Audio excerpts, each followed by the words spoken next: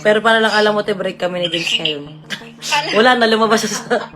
Nakalive pa naman ako. Kasi ako din, napupuno din ako.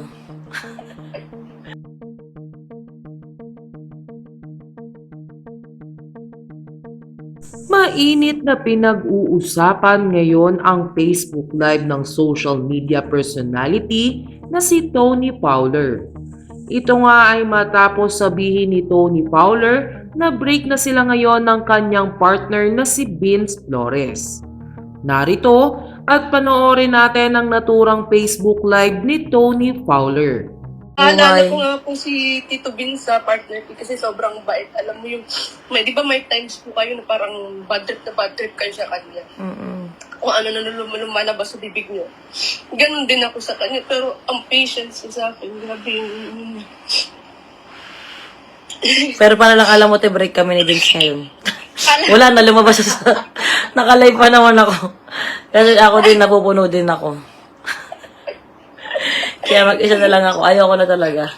May mga ganon. Alam mo kung kailan buntis ka? Ganon.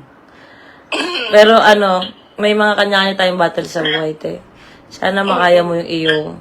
Samantala, matapos ang naging live ni Tony ay agad itong nag-post sa mga social media na para bang pinaparinggan si Vince.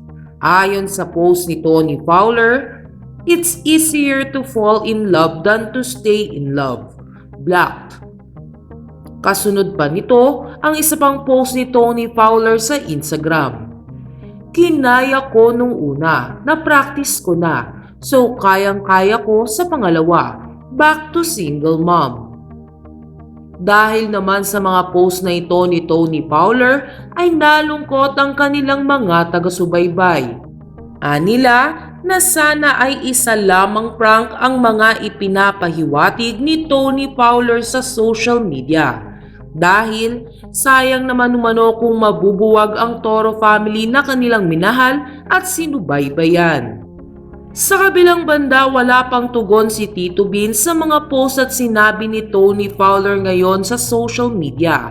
Pati ang ilang miyembro ng Toro family ay tahimik pa sa usaping ito.